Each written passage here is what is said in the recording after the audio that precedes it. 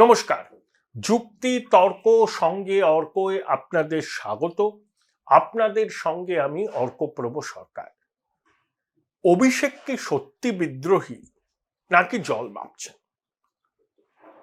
পিসিমণির সঙ্গে তার সম্পর্কে কি শীতলতা এসেছে, নাকি সবকিছুই ব্যানার্জি পরিবারের অভ্যন্তরীণ নাটক?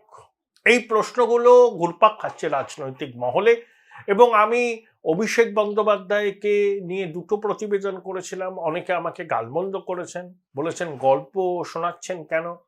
অভিষেক মমতা বন্দ্যোপাধ্যায়ের মধ্যে কোনো বিরোধ নেই, এটা লোকের চোখে ধুলো দেওয়ার কৌশল। এখন প্রশ্ন হলো, বলতেই পারেন গণতান্ত্রিক দেশে আপনারা আপনাদের কথা বলবেন, আমি আমার কথা বলবো, সহমত হলে জানাবেন, অন্য মত থাকলে জানাবেন, কোনো অসুবিধা নেই। কিন্তু বাস্তব হলো এই যে অভিষেক বন্দ্যোপাধ্যায়ের সঙ্গে মমতা বন্দ্যোপাধ্যায়ের একটা ফাটল তৈরি হয়েছে, সম্পর্কের ফাটল। সেই ফাটলটা কতটা চওড়া এই মুহূর্তে আমি বলতে পারবো না, কিন্তু ফাটল তৈরি হয়েছে, সেটা নিয়ে সংশয়ের কোনো অবকাশ নেই। অভিষেকের চুপ করে থাকা, শুধুমাত্র সেবাশ্রয় প্রকল্পে মনোনিবেশ করা এবং সমাজ মাধ্যমে ইঙ্গিতপূর্ণ পোস্ট করা, যে লড়াই করতে গেলে মূল্য দিতে হয় ইত্যাদি ইত্যাদি, এগুলো খুবই ইঙ্গিতবাহী। দেখুন, তৃণমূল কংগ্রেসে যারা অভিষেকের ঘনিষ্ঠ বলে আমরা জানতাম, একাধজন বাদ দিয়ে সবাই কিন্তু এখন মমতা বন্দ্যোপাধ্যায়ের পায়ে টাইপ দিয়েছেন। তারা বুঝে গেছেন যে মমতা বন্দ্যোপাধ্যায়ের সঙ্গে থাকলেই বিধানসভায় টিকিটটা জুটবে, জেতাতে পারেন একমাত্র দিদি। এবং অভিষেক তার একদা ঘনিষ্ঠদের এই বিশ্বাসঘাতকতায় নাকি যার পর নাই ব্যথিত। রাজনীতিতে এগুলো হয়, পাকাপাকি বন্ধু হয় না, পাকাপাকি শত্রুও হয় না।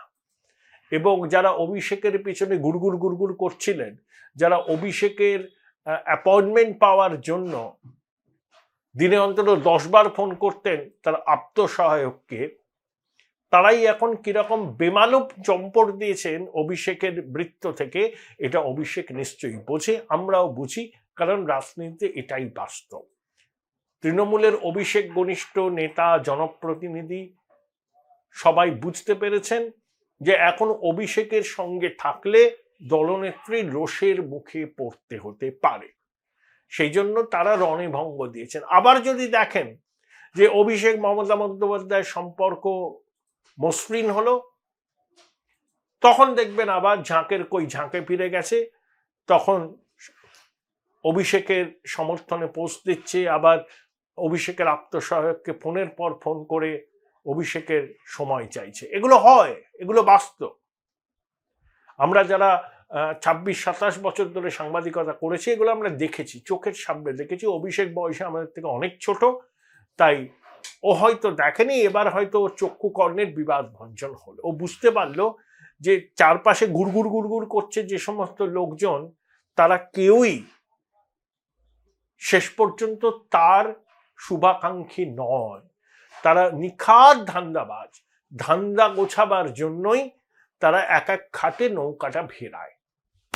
এখন অভিষেক কি করবেন? দেখুন, মমতা বন্দ্যোপাধ্যায় বলেই দিয়েছেন 10 বছর তিনি সরকার ও দল চালাবেন।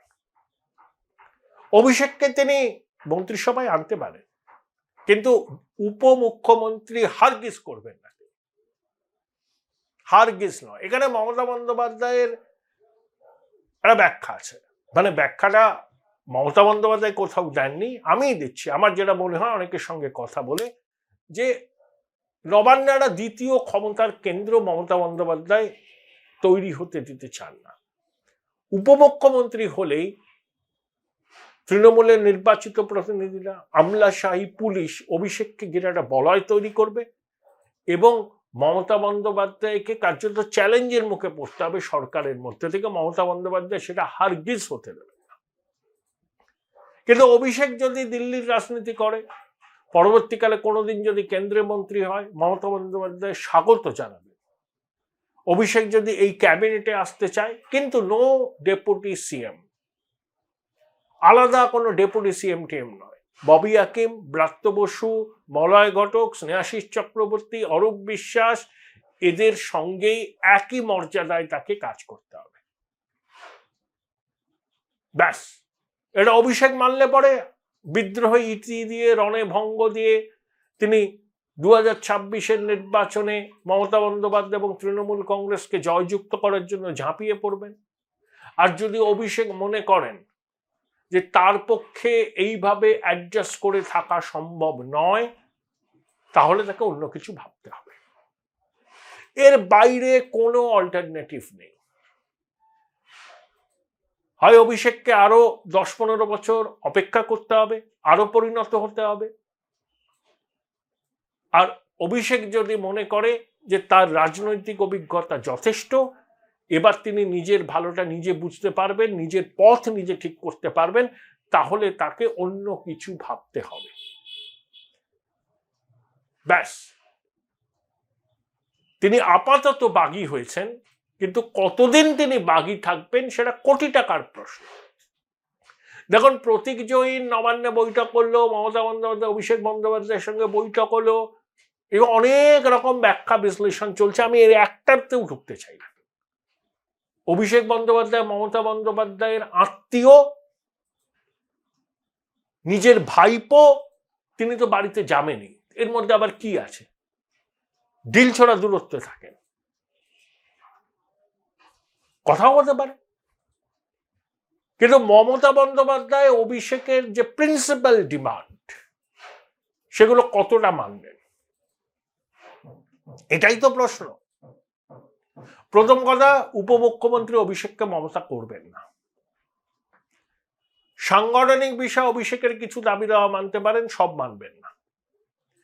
আইপ্যাকের হাতে দলের সাংগঠনিক কাজকর্ম পুরোটা ছেড়ে দেওয়াও মমতা বন্দ্যোপাধ্যায় মানবেন না। এই যে কল্যাণ বন্দ্যোপাধ্যায় কয়েকদিন আগে একটা পোর্টালে বিস্ফোরক সব কথা বলেছেন আইপ্যাক সম্পর্কে, মমতা বন্দ্যোপাধ্যায়ের অগোচরে হয়েছে। কল্যাণ বন্দ্যোপাধ্যায় মমতা বন্দ্যোপাধ্যায়কে অন্ধকারে রেখে কিছু বলবেন না। কবে বললেন? যখন প্রতীক জৈন মমতা বন্দ্যোপাধ্যায়ের সঙ্গে সাক্ষাৎ করে চলে গেছেন, তারপরে কিন্তু কল্যাণ বন্দ্যোপাধ্যায় বলেছেন এই কথাগুলো। মদন মিত্র আগে বলেছেন, প্রতীক জৈনের যাওয়ার আগে, মমতা বন্দ্যোপাধ্যায়ের সঙ্গে বৈঠকের আগে। কল্যাণ বললেন প্রতীক জৈন মমতা বন্দ্যোপাধ্যায়ের বৈঠকের পরে। এমনি এমনি বলে দিলেন কল্যাণ বন্দ্যোপাধ্যায় মমতা বন্দ্যোপাধ্যায়ের অনুমোদন না নিয়ে একটি কথা বলবেন না।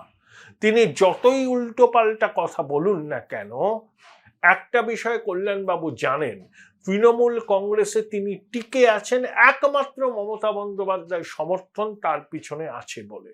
তাই সেই সমর্থনটাকে তিনি কখনো নষ্ট করবেন না উল্টো পাল্টা কথা বলে। যা কথা তিনি বলেছেন আইপ্যাক সম্পর্কে, যে ওরা টাকা দিয়ে পদ দেয়, সেই টাকায় পার্টি করে, সেটা মমতা বন্দ্যোপাধ্যায়ের অনুমোদন নিয়েই বলেছেন।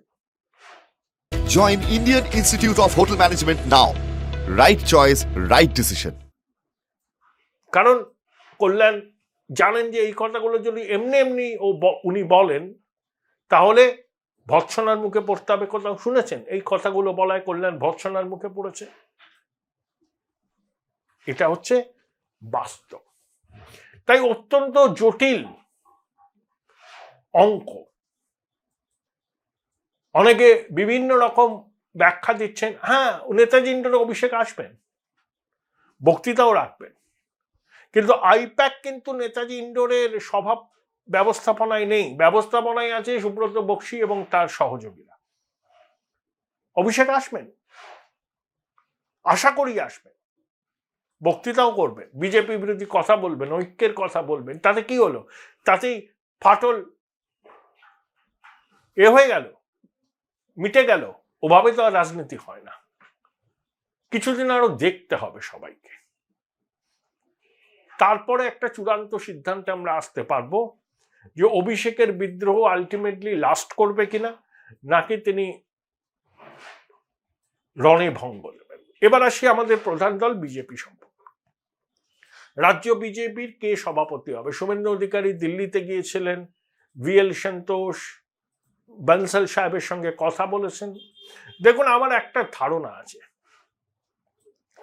পশ্চিমবঙ্গে বিজেপির রাজ্য সভাপতি কে হবেন সেসব নিয়ে আমি জল্পনা কল্পনায় যেতে চাই না। যেসব নাম নিয়ে আলোচনা হচ্ছে অধিকাংশই সেই নামের মধ্যে থেকে কেউ হবে বলে আমার মনে হয় না, কারণ বিজেপির এখন নীতিটাই হচ্ছে যাদের নাম নিয়ে আলোচনা হয় তারা কেউ হন না, অখ্যাত কাউকে করা হয়।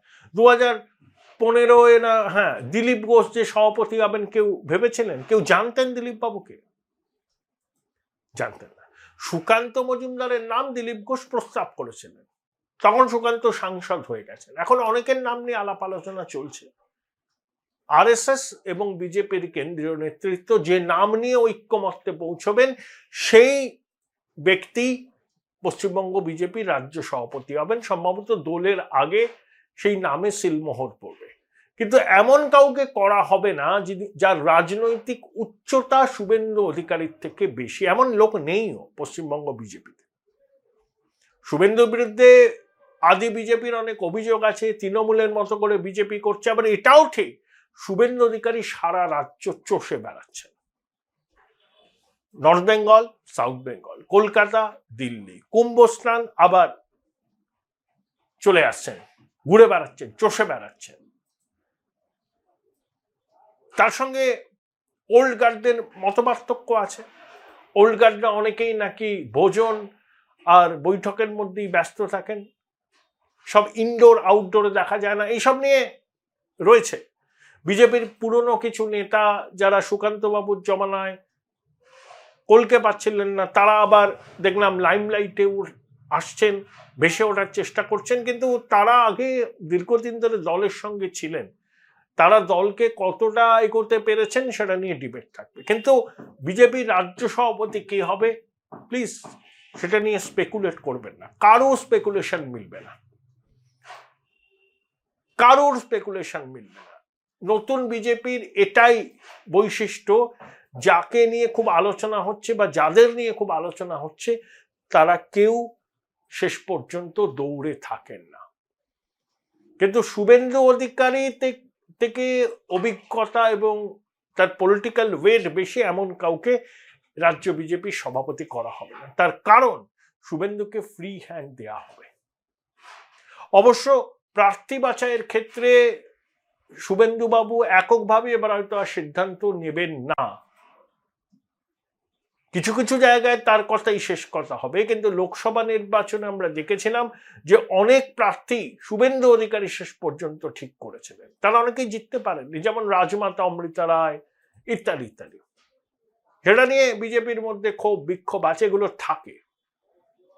শুভেন্দুকেও তা নিয়ে প্রশ্নের মুখে পড়তে হয়েছে, কিন্তু তার মানে এই নয় যে শুভেন্দুকে অপ্রাসঙ্গিক করে দেবে বিজেপি।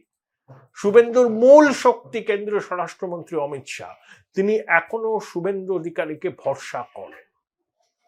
আর বামেরা, সিপিএম রাজ্য সম্মেলন হলো সম্ভবত 27তম, সেলিম সাহেবই আবার রাজ্য সম্পাদক হয়েছেন, কিছু পরিবর্তন হয়েছেন। এবার তারা মাঠে থাকবেন, গরিব মানুষ, মেহনতি মানুষের কাছে যাবেন, খুব ভালো কথা। বামপন্থী শক্তির একটা প্রেজেন্স থাকা খুব দরকার, এটা আমি ব্যক্তিগতভাবে মনে করি, যদিও আমি বামপন্থী দলের সমর্থক নই, কোনো কালেই ছিলাম না।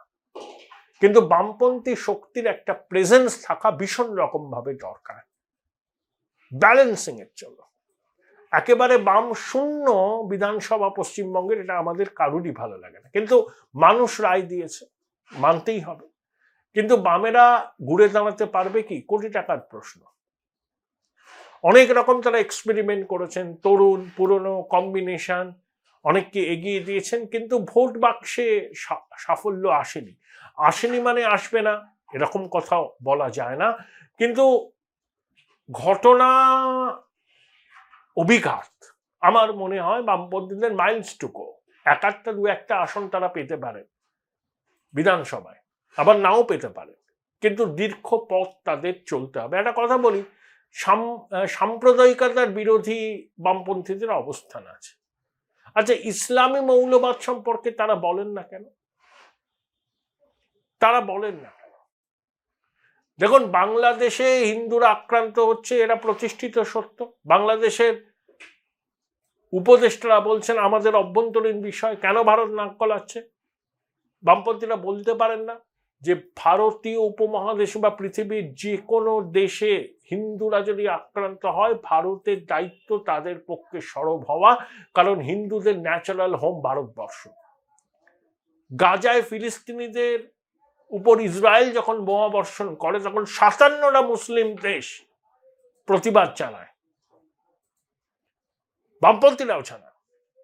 কিন্তু বাংলাদেশে ধর্মীয় সংখ্যালঘুরা বা সনাতনীরা যখন আক্রান্ত হয়, তখন বামপন্থীরা বলতে পারেন না। এটা বাংলাদেশের অভ্যন্তরীণ বিষয় নয়। পৃথিবীর যেখানে হিন্দুরা আক্রান্ত হবে, ভারত সরকার, ভারতবাসী তার প্রতিবাদ করবে। ইসলামী মৌলবাদ নিয়ে একটা শব্দও রাখলেন না। আপনাদের মোটিভটা বোঝা যায়, মানুষ বোঝে। ভাবের ঘরে চুরি করে বেশি দিন চলবে না।